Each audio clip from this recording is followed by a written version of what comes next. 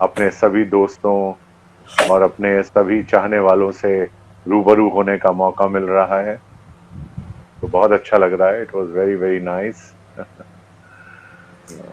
मैं यही कहना चाहूंगा कि महाभारत में ये बुढ़े का कैरेक्टर, द्रोणाचार्य का कैरेक्टर मैं नहीं करना चाहता था, और मैं इस कैरेक्टर को रिफ्यूज करके चला भी गया था। पहले ये कैरेक्टर जो था मुकेश खन्ना जी कर रहे थे, तो उस वक्त भीष्म पितामह कोई और एक्टर कर रहा था, और उसने भी यही कह के छोड़ दिया था कि मैं किसी बुढ़े कैरेक्टर का रोल नहीं करूंगा।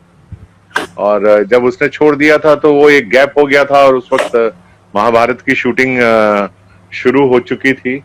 इनिशियल स्टेज पे सारा कुछ काम चालू हो गया था। तो जब मुकेश खन्ना वहां शिफ्ट कर गए भीष्म में, तो द्रोण वाला रोल खाली हो गया था।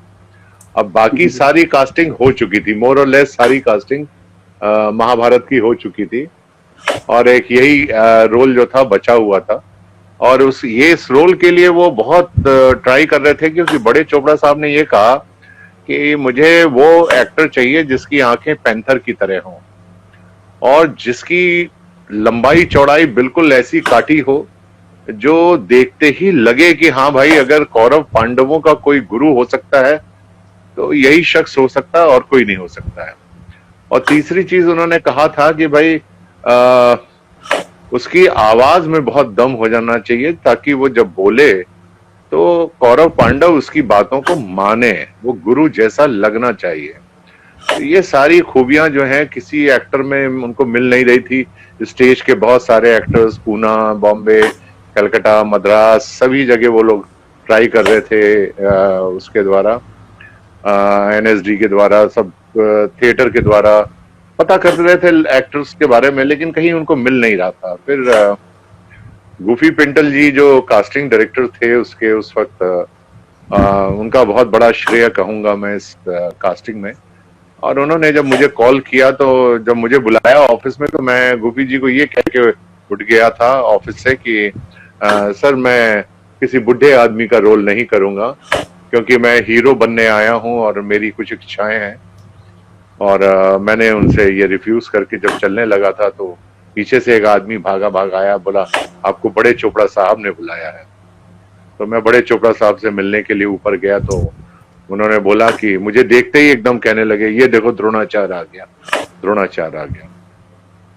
और तुरंत उन्होंने रवि चोपड़ा को बुलाया, तो रवि चोपड़ा जी ने आते ही कहा कि पापा मैं इनका स्क्रीन टेस्ट ले लूं। तो पापा ने कहा कि, बड़े चोपड़ा साहब ने कहा कि भाई इनका स्क्रीन टेस्ट की क्या जरूरत है तुम्हें, ये तो द्रोणाचार्य ही लग रहा है मुझे। और उस वक्त मैं बहुत यंग था, मेरी उम्र भी करीब उस वक्त कोई ज्यादा नहीं थी, कुछ 24-25 साल का लड़का था मैं मात्र। और उस वक्त मैंने इतने एल्डरली 100 साल के बुजुर्ग का रोल किया था। लेकिन जब फाइनेंशियली हालत भी हम लोग के इतने अच्छे नहीं थे, हमें ये था कि भाई सर्वाइवल कैसे होगा, क्योंकि इन दोनों जो था सिर्फ सिनेमा था, सिनेमा के अलावा और कोई टेलीविजन तो था नहीं कि जिसके द्वारा हमें कुछ रोजी रोटी मिल जाती बम्बई शहर में। तो मैंने कहा चलो यार, अब थोड़े दिनों की बात है, कम से कम इससे हमारा दिनचर्या चल जाएगा। अब ये बुढ़े का रोल मिल रहा है, अब इसी को कर लो। लेकिन मैंने फिर जब वो रोल मिला, तो मैंने उसको चुनौती के रूप में स्वीकार किया। मैंने कहा यार, अब चाहे कुछ भी हो जाए, ये अब चाहे बुढ़े का मिला, चाहे जो मिला है, लेकिन मैंने इस रोल को पूरी ईमानदारी से और इसको पूरी अपनी शिद्दत के साथ करना है, पूरी शिद्दत से करूंगा इस रोल को। और फिर मैंने उस रोल को पूरी शिद्दत के साथ किया। लेकिन जब महाभारत शुरू हुई, ये बता देना चाहता हूं कि हमने ये नहीं सोचा था कि ये इतना पॉपुलर शो बनेगा आगे चलकर, ये मैंने नहीं सोचा था। लेकिन जैसे जैसे शो में पहले एपिसोड में ही राज बब्बर साहब की एंट्री हो गई थी, जो राजा भरत बने थे उसमें, और फिर उसके बाद बहुत अच्छे अच्छे कलाकार उसमें आने शुरू हो गए थे। मुकेश खन्ना जी भीष्म में आ गए थे, और उन्होंने भीष्म प्रतिज्ञा ले ली थी। और उसके बाद अचानक ये शो एक ऐसा शो बदलाव लाया है इसने पूरे देश के अंदर, इसने क्रांति फैला दी। तो मैं एक बात और बताना चाहूंगा अपने दर्शकों को कि हिंदुस्तान में लॉकडाउन एक बार और भी हो चुका है, और वो उस वक्त हुआ था जब महाभारत चलती थी, जब पूरी सड़कें खाली हो जाती थी और पूरे देश में एक सन्नाटा छा जाता था। उस वक्त भी लॉकडाउन हुआ था, और आज भी एक लॉकडाउन है जब एक बार फिर लोगों को महाभारत और रामायण जैसे अपनी संस्कृति और अपनी सभ्यता वाले शो देखने को मिल रहे हैं। तो ये हम बहुत भाग्य आपको कहेंगे कि जो नई जनरेशन आ गई है 30 साल के अंदर, 1988 में महाभारत टेलीकास्ट हुआ था, और अब एक काफी बदलाव आ चुका है अब तक में और तब में।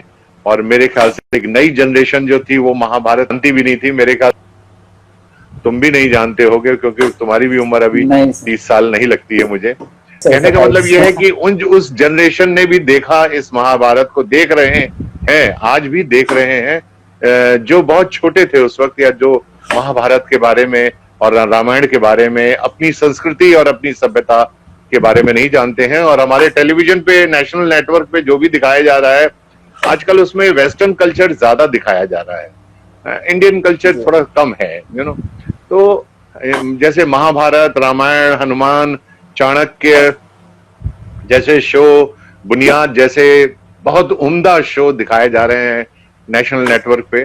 तो ये हमारी संस्कृति है, ये हमारा अपना कल्चर है। मुझे बहुत खुशी हो रही है कि अपना कल्चर दिखाया जा रहा है, और कि आज जो रामायण और महाभारत की टीआरपी आई है, वो one of the fantastic TRP has come, और इसने सारे पिछले रिकॉर्डों को तोड़ दिया है।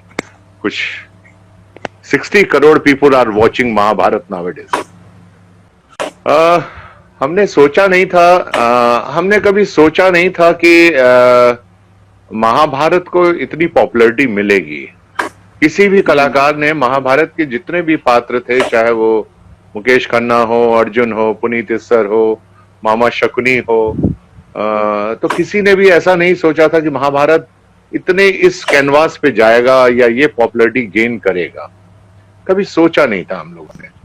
बहुत बढ़िया शो है, और इसका मैं सारा सबसे बड़ा क्रेडिट यदि किसी को देना चाहूंगा तो मैं रवि चाहूंगा, जो आज हमारे बीच में नहीं है।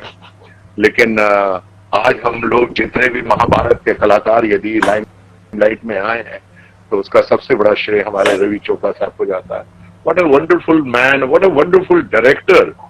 He was such a fantastic director कि मैं उनकी जितनी भी बारे में, उनकी बहुत सारी चीजें हैं जिनके मैं बारे में बात करना चाहता हूँ, लेकिन मैं कर नहीं सकता हूँ क्योंकि आज हम लोग लाइव पे बैठे हुए हैं यहाँ पे। लेकिन he was one of the finest director we have ever met in my life. और सबसे बड़ा जो क्रेडिट हम दे सकते हैं डॉक्टर राही मासूम रजा, जो कि संस्कृत हिंदी के बहुत बड़े स्कॉलर थे और यूपी के गाजीपुर के थे, और उन्होंने जो महाभारत को जिस तरह से लिखा है, ऐसे लिखा है जैसे उन्होंने महाभारत सचमुच देखी है। एक दिन मैंने राही साहब से पूछा, मैंने कहा राही साहब ये बताइए कि मुझे अक्सर लोग पूछते हैं कि द्रोणाचार्य ने एकलव्य का अंगूठा क्यों कटवा लिया था, बताइए मुझे इस बात का आप जवाब दीजिए।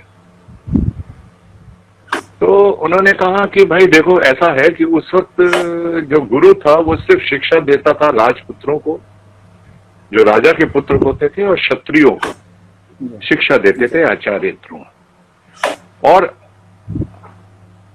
एकलव्य जिनका ये कहना था कि एकलव्य से जब आचार्य द्रोण ने पूछा कि तुमने ये शिक्षा कहां से ग्रहण की, तुम तो इतने शार्प शूटर हो, तुम्हारा तो बाण कहीं मिस होता ही नहीं, तुम तो मतलब अर्जुन से भी अधिक तुमने ज्ञान प्राप्त है। तो उसने बोला कि जब आप शिक्षा देते थे अर्जुन को, तो मैं उस शिक्षा को देखता रहता था, और आप जब उसको शिक्षा देते थे तो मैं उसको देखता रहता था, और उसी से मैंने ये शिक्षा ग्रहण की। मतलब तुमने नकल की, तुमने चोरी की। शिक्षा जो है, जैसे आजकल यूनिवर्सिटी बनी है, सरकार द्वारा मान्यता प्राप्त यूनिवर्सिटी है, जब आप उसमें यूनिवर्सिटी के एग्जाम में बैठते हैं, तब पास होते हैं, तब आपको यूनिवर्सिटी जो है आपको आपके ग्रेजुएशन होने का एक प्रमाण पत्र देती है। लेकिन कल को आप अपनी ही यूनिवर्सिटी खोल लें और बोले साहब हम भी देने लगेंगे, हमारी यूनिवर्सिटी में आओ, जो भी हमारी यूनिवर्सिटी में भी पढ़ के जाएगा उसको भी हम देंगे। तो सरकार उस चीज को कहती है ये गलत है और उसको दंडित करती है या उसको सजा देती है कि तुम अपनी यूनिवर्सिटी कैसे खोल कर बैठ गए हो बिना सरकार द्वारा मान्यता प्राप्त। तो उसको मान्यता नहीं